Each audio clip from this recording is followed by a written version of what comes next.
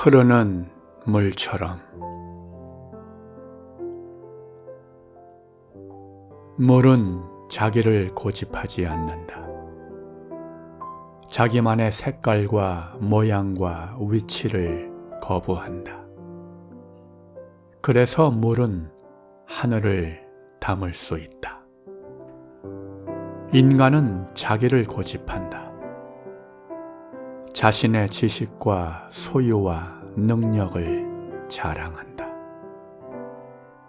그래서 인간은 하늘의 뜻을 담을 수 없다.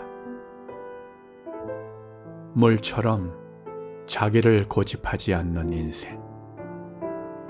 그러나 갈 길을 분명히 아는 인생. 그분의 아름다움으로 충만하리라.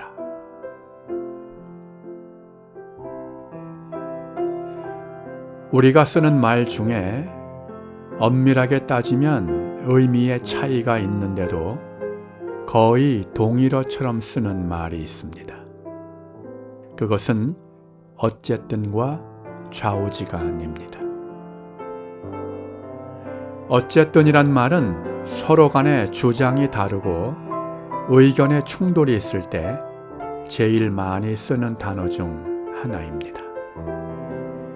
상대방에 대해서 더 이상 동의하지 않고 끝까지 자기를 고집하고자 할 때 어쨌든이란 단어를 사용합니다.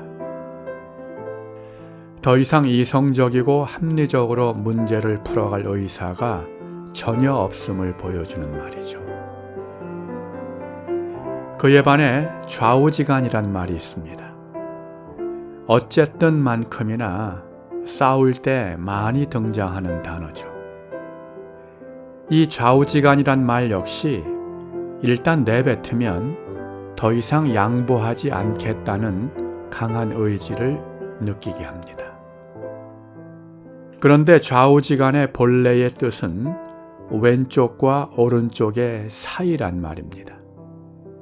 어쨌든이란 말은 좌가 오르면 우는 틀린 것이 되고 반대로 우가 오르면 좌는 틀린 것이 됩니다.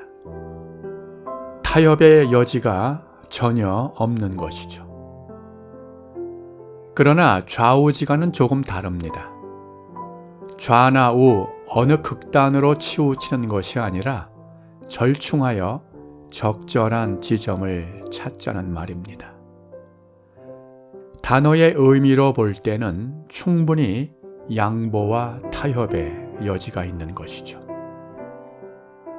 두 단어의 의미로 볼 때 완벽하지 않은 인간으로서는 상대를 전적으로 부정하는 어쨌든이란 단어를 쓰는 것은 상당히 위험하다고 할 수 있습니다. 상대에 대한 동의나 이해, 배려가 없는 관계는 결코 건강할 수가 없기 때문이죠.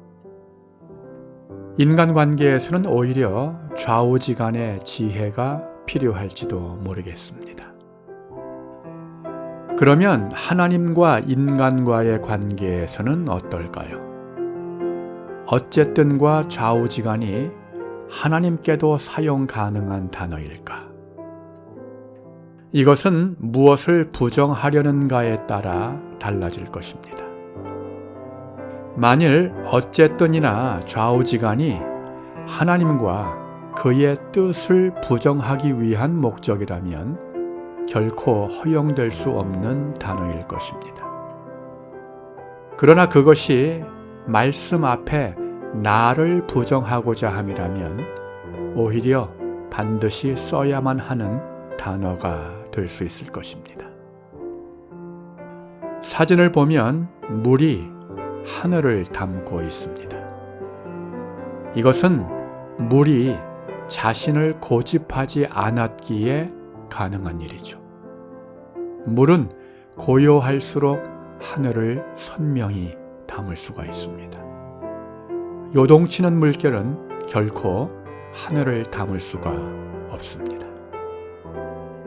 물이 하늘을 담을 때 이처럼 아름다울 수 있듯이 인간은 하나님을 담을 때가 가장 아름답습니다.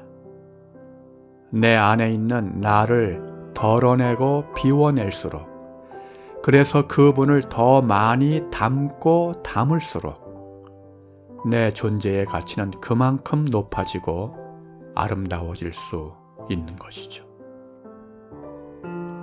하늘이 그리는 것을 그대로 받아낼 수 있는 물과 같은 인생, 그분의 아름다움으로 충만하게 될 것입니다.